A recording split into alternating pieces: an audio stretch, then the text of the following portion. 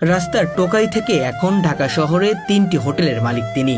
কিনেছেন জমি, করেছেন বাড়ি, 100-এরও বেশি মানুষের কর্মসংস্থান সৃষ্টি করে তাদের পরিবারের হাল ধরেছেন। একটা সময় 2 ঘন্টা গরম তাওয়া পরিষ্কার করে একটি রুটির আশায় যে ছেলেটি অপেক্ষা করত, সেই ছেলেটাই আজ শত শত মানুষের প্রতিদিন বিনামূল্যে খাবার খাওয়াচ্ছেন। যখন বাড়ি থেকে আসি ভাঙারি টোকাইছি, তরকারি টোকাইছি। আজকে আল্লাহ এই দোকানের প্রপারেটর হিসাবে আমাকে রাখছে। এই দোকানের মালিক আপনি? জি।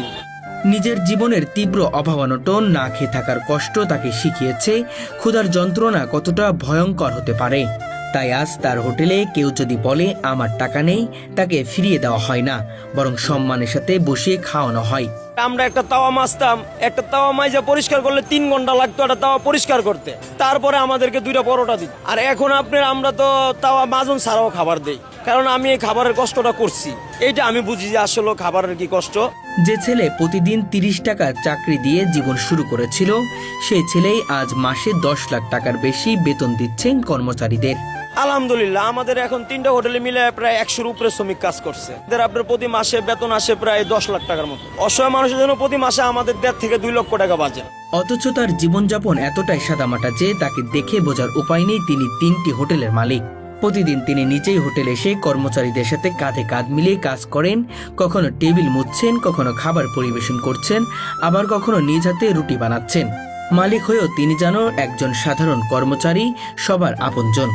3টা হোটেলের মহাজন, উনি ইনশাল্লাহ খুবই ভালো। আমরা কাজ করতে আছি, শত শত লোক, বেতন মতন খাওয়া দাওয়া সবকিছু ঠিক আছে। আমাদের সাথে কাজকর্ম করে, অনেক সময় টেবিল মোছে, পানিও দেয়। আজ্ঞা আমি সেই মালিকটা আমি পরিচয় দিই না যে আমি মালিক, কারণ মালিক তো আল্লাহই। কিন্তু হয়তো আমরা আপনার জিম্মাদারি পালন করতে আসি, আল্লাহর হুকুমটা পুরো করতে আসি। এই অনুপ্রেরণাময় মানুষের নাম মোহাম্মদ ইব্রাহিম হোসেন। আমার এখানে শুরু হয়েছিল 2 জন দিয়া, একজন কারিগর আর একজন গ্লাস বয় আর আমরা 3 জনে শুরু করছিলাম। তো আল্লাহ পাক আজকে ওই জায়গায় 100+ করছে। আর 3 জন দিয়ে শুরু করে আজকে 100+। রাস্তার ফুটপাতে দোকান করছি সর্বপ্রথম, সিঙ্গারা, পুরি, গুলগুল্লা এগুলা বেচছি। এখনো আল্লাহর রহমতে আছে ওই সিঙ্গারার ব্যবসা, আমি এখনো ছাড়ি নাই। সিঙ্গারার ব্যবসা এখনো আমার আছে। ফকিরকে 1 টাকায় ভিক্ষে দেওয়ায় বাবার সাথে অভিমান করে মাত্র 13 বছর বয়সে তিনি ঢাকায় চলে আসেন। আশ্রয় নেন ফুবুর বাসায় দুয়ারিপাড়া রূপনগরে। কিন্তু সেখানে ছিল না স্বচ্ছতা, ছিল না নিশ্চয়তা। জীবনের তাগিদে ছোট্ট একটি ছেলেটি নেমে পড়ে রাস্তায়। লোহা, ভাঙাড়ি, আলু পেঁয়াজ কুড়িয়ে সংগ্রহ করত, কিছু বিক্রি করত, আর কিছু বাসায় নিয়ে যেত রান্না করার জন্য। দিনের পর দিন, রাতের পর রাত ক্ষুধা, মারধর, অপমান সহ্য করে বড় হতে থাকে সে। কখনো মার খেয়ে কান্না করতে করতে বাড়ি ফিরেছে, আবার পরদিন জীবিকার খোঁজে রাস্তায় নেমেছে। আমি আসছিল 1996-তে টাকা। শুরুটা এসে ওখানে আমি টোকাইগিরি করছি আর কি, যেটা আপনার আলু, পটল, পেঁপে বা ভাঙ্গারি এগুলা টোকাইছি। তারপরে আমি আপনার আইসা হইলো আপনার 8 নম্বর গাড়িতে চাকরি করছি। তখন আমার ওখানে কিছু টাকা নিয়ে আমার ওস্তাদের সাথে ঝগড়া হয়েছে।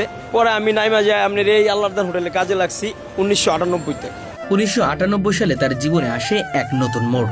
গাবতলীর আল্লাহর দান হোটেল অ্যান্ড রেস্টুরেন্টে ম্যাসিয়ারের চাকরি পান তিনি, প্রতিদিন মাত্র 30 টাকা বেতনে। সেই 30 টাকায় দিন চালানো কতটা কঠিন তা কেবল তিনিই জানতেন। কাজের চাপ, অপমান, দেরি হলে গালাগালি, এমনকি মারধর, সবকিছু ছিল নিত্যদিনের বাস্তবতা। তবু তিনি থেমে যাননি। মনে ছিল একটাই স্বপ্ন, একদিন কিছু একটা করতেই হবে।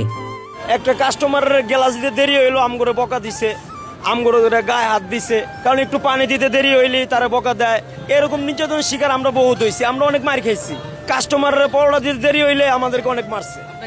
হ্যাঁ, আমি অনেক মার খেয়েছি। প্রায় 8 থেকে 10 বছর তিনি এই হোটেলে কাজ করেছেন। এরপর আশপাশের আরো কিছু হোটেলে কাজ করে অভিজ্ঞতা অর্জন করেন। ধীরে ধীরে তার জীবনে জন্ম নেয় নিজের কিছু করার সাহস। দেখে মনে হয় না যে মহাজন, যেহেতু আমাদের সাথেই চলাফেরা করে। হোটেলের মালিক আমার বড় ভাই, উনি এক সময় কষ্ট করছে ঢাকা শহরে। যে দোকানের মালিক আজকে উনি ওই দোকানে এক সময় চাকরি করছে। এখন উনি ঢাকা শহর 3টা হোটেলের মালিক। অবশেষে একদিন তিনি নিজেই ছোট্ট একটি হোটেল দিয়ে যাত্রা শুরু করেন। সেখান থেকে শুরু হয় 1টি থেকে 2টি, 2টি থেকে 3টি। আর সবচেয়ে অবাক করার বিষয় হচ্ছে যে হোটেলে তিনি একসময় ম্যাসিয়ার হিসেবে কাজ করেছেন, আজ সেই হোটেলেরই মালিক তিনি। এই জায়গায় একদিন তিনি মানুষের প্লেট পরিষ্কার করেছেন, টেবিল মুছেছেন, অপমান সহ্য করেছেন। আর সেই জায়গায় মালিক হয়ে তিনি সম্মান, ভালোবাসা বিলিয়ে দিচ্ছেন অন্যদের। যে আমি এই হোটেলে আপনার আইসা ওয়েটারি করছি, বাবুর্চি কাম করছি, কারিগরি কাজ করছি।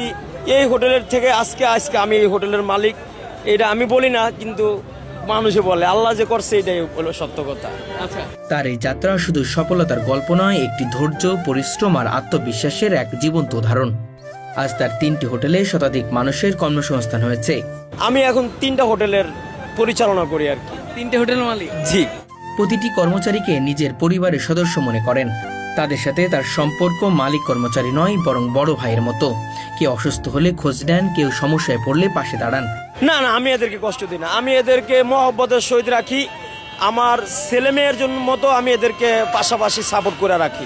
এই আমার স্টাফদেরকে, যারা আমার স্টাফ আছে, আমি এদেরকে সবসময় মহব্বতের সহিত রাখি।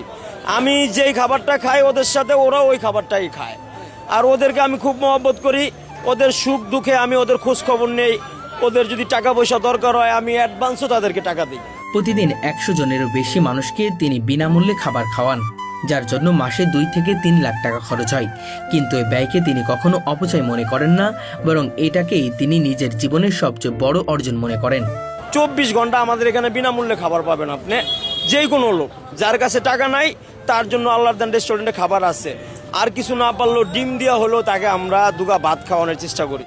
সাফল্যের চূড়ায় পৌঁছেও তার মাঝে নেই কোনো অহংকার, নেই কোনো দম্ভ।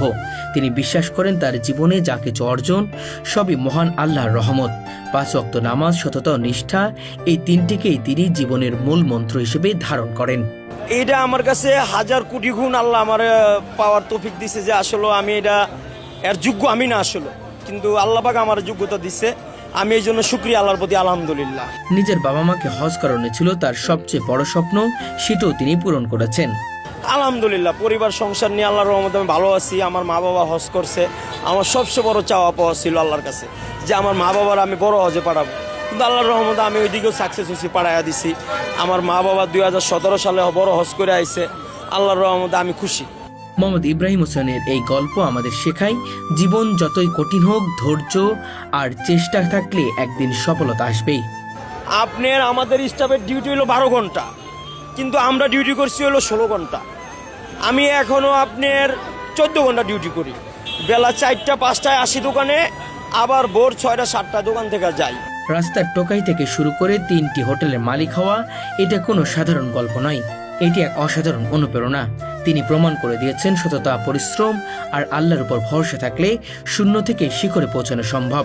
এমন মানুষই আমাদের সমাজের সত্যিকারের নায়ক, যারা নিজের কষ্টকে শক্তিকে রূপান্তরিত করে অন্যদের মুখে হাসি ফোটায়। দর্শক, আজকে এমন একজন মানুষের গল্প আপনাদের কাছে বলতে চলেছি, যিনি একেবারে শূন্য থেকে হিরো হয়েছে। এই ঢাকা শহরে এসে রাস্তায় রাস্তায় আলু, পেঁয়াজ এবং ভাঙাড়ি টুকিয়ে প্রথমেই জীবিকা নির্বাহ শুরু করে।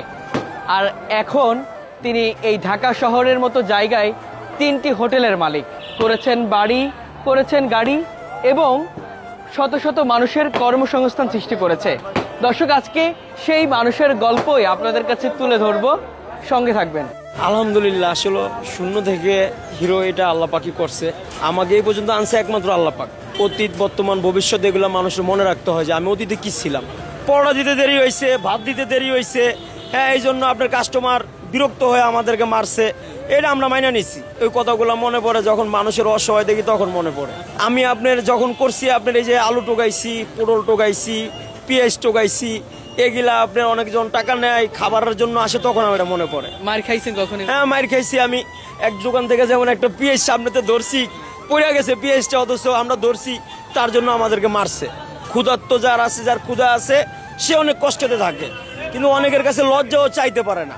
কিন্তু তারপরেও আপনার আমাদের এখানে আল্লাহর দান রেস্টুরেন্ট থেকে আমরা বিনামূল্যে খাবার দেই। যারা ক্ষুধার্ত লোক, যাদের টাকা নাই, তাদের জন্য আল্লাহর দান রেস্টুরেন্ট সবসময় উন্মুক্ত খাবারের ব্যবস্থা আছে। অনেকের টাকা হারায়া যায়, মানি ব্যাগ হারায়া যায়, লগে টাকা থাকে না, কিন্তু আমরা খাবারের ব্যবস্থা সবসময় করি। এইটা ওই যে আপনার আমরাও এক সময় অসহায় ছিলাম, আমরা খাবারের অনেক কষ্ট করছি। বেশ করে আমরা বলতে আমি অনেক কষ্ট করছি খাবারের জন্য, মানে এই কষ্টটা যাতে কেউ না করে, খাবারের কষ্টটা যাতে কেউ না করে, এই জন্য আমরা এই খাবারটা দিয়ে থাকি। 2 লক্ষ টাকার মতো অসহায় মানুষের পিছে খরচ হয়। হ্যাঁ, আমি এরকম অনেক সময় গেছে না খেয়ে ঘুরে বেড়াইছি। আপনার সকাল থেকে আপনার সন্ধ্যা পর্যন্ত খাই না। 100 পরিবারের হাল আপনি ধরেছেন? না, আমি ধরি না, এটা আল্লাহই রাখছে 100 পরিবারের, কারণ আল্লাহই তো সব কিছুর মালিক। আমি এই হোটেলের মালিক এটা আমি মনে করি না, কারণ আমি মনে করি যে আমি এটা আমার চাকরি, কারণ আমার এটা কর্ম। কারণ কর্ম মানুষের বড় সব সময়। আল্লাহর হুকুম মানা আর কর্মটাকে আমি সবসময় বড় মনে করি আর কি। 98-তে আমি কর্মচারী ছিলাম, 98-তে 2006 পর্যন্ত আমি এই দোকানে চাকরি করছি। তো 2006-এর পরে আমি আবার আপনার এই আমিন বাজার যা চাকরি করছি আয়শা হোটেলে। আয়শা হোটেলে চাকরি ছেড়ে আপনার আমি আবার টার্মিনালে চাকরি করছি সেলিম কাকার হোটেলে। পর ওই সেলিম কাকায় আমার একটা দোকান দিয়ে দিছিল, কিন্তু ওই দোকান থেকেই আল্লাহ পাক আজকে আমাকে এই পর্যন্ত আনছে। শুক্রিয়া, আমি ওই চাচার প্রতি দোয়া করি আল্লাহর কাছে। আলহামদুলিল্লাহ, আপনার জমি আপনার মানুষের রিজিকে থাকবো যা আল্লাহ তাই দিবে। আল্লাহ আমাকে জমি দিছে, আমি এই ব্যবসার উপরের টাকা দিয়েই আমি আপনার জমি কিনছি। এখন হয়তো বাড়ির পরিস্থিতি নিছি, ইনশাল্লাহ সামনে যদি আল্লাহ রাখে বাড়ি সুন্দর করে করব। এই আমার এখানে সাদা ভাতের তো শুরু করে খিচুড়ি, বিরিয়ানি, ফাস্টফুডের আইটেম অনেক কিছুই পাওয়া যায়। সিঙ্গারা, সমোসা, পুরি, মোংলাই, নিমকি অনেক কিছু আপনি পাবেন। মিষ্টিও এখন আমরা বিক্রি করি, যেটা আমার উপর সম্ভব ছিল না, এটাও আল্লাহর রহমতে আল্লাহ সহজ করে দিচ্ছে। এইটা আমি মনে করি আল্লাহ পাকের কৃতজ্ঞতা, আল্লাহ পাক কৃতজ্ঞতা দান করছে। এটা আমি আপনার অনেক সময় জিজ্ঞাসা করি কাস্টমারের। আমি যখন দোকানে আসি আগে কাস্টমাররা জিজ্ঞাসা করি ভাই খাবারটা কীরকম হয়েছে। তো কাস্টমারের খাবার সব সময় ভালো বলে।